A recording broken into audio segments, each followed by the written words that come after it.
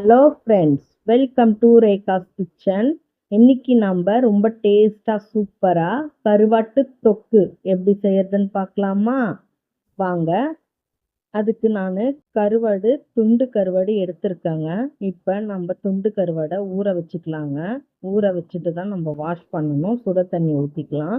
இப்போ அரை சொம்பு சுட தண்ணி ஊற்றுறேங்க.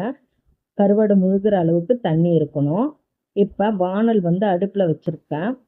தேவையான அளவு எண்ணெய் ஊற்றிக்கலாங்க. எண்ணெய் கொஞ்சம் கூடுதலாக ஊற்றிக்குங்க.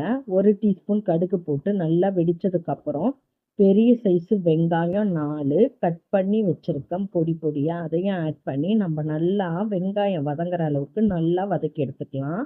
இந்த மாதிரி நம்ம நல்லா வதக்கி எடுத்துக்கணுங்க.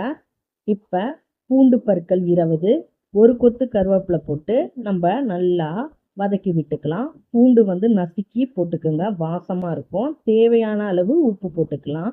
உப்பு போட்டு நம்ம நல்லா வதக்கிக்கணுங்க. இந்த மாதிரி வதங்கினதுக்கப்புறம் பெரிய சைஸு தக்காளி 3, அதையும் நம்ம பொடியாக கட் பண்ணி ஆட் பண்ணிக்கலாங்க. ஆட் பண்ணி நம்ம நல்லா தக்காளி பழம் நல்லா வதங்கி வரணுங்க. இப்போ நல்லா வதங்கட்டும். நம்ம ஏற்கனவே சுட தண்ணியில் கருவாடு போட்டு வச்சோம் இல்லைங்களா, அதை நம்ம நல்லா க்ளீன் பண்ணிட்டு வந்துடலாங்க. நான் நல்லா க்ளீன் பண்ணி எடுத்துட்டேன். இங்கே பாருங்கள் எவ்வளோ சூப்பராக இருக்குது. இப்போ நம்ம வதக்கந்தில் நல்லா வதக்கி விட்டுட்டு மறுபடியும் இப்போ 1/4 டீஸ்பூன் மஞ்சள் தூள் போட்டுக்கலாம். காரத்தூள் 1 டீஸ்பூன் போடுறேன். குழம்பு தூள் 1/4 டீஸ்பூன் போட்டு நம்ம நல்லா பரட்டி விட்டுக்கணுங்க. இந்த மாதிரி இப்போ கருவாடு நம்ம சுத்தம் பண்ணி வச்ச கருவாடை நம்ம வதக்கந்தில் ஆட் பண்ணிக்கலாம். ஆட் பண்ணி நல்லா நம்ம கிளறி விட்டுக்கலாங்க. கருவாடு அந்த மசாலாவில் நல்லா வதங்கணும். இப்போ நல்லா வதங்கிடுச்சு. இந்த டம்ளரில் 3 டம்ளர் அளவுக்கு நான் தண்ணி வைக்கிறேங்க வேகிறதுக்கு. இப்போ தண்ணி ஊற்றி நம்ம நல்லா கலக்கி விட்டாச்சு. கலக்கி விட்டுட்டு ஒரு மூடி போட்டு மூடிடலாங்க.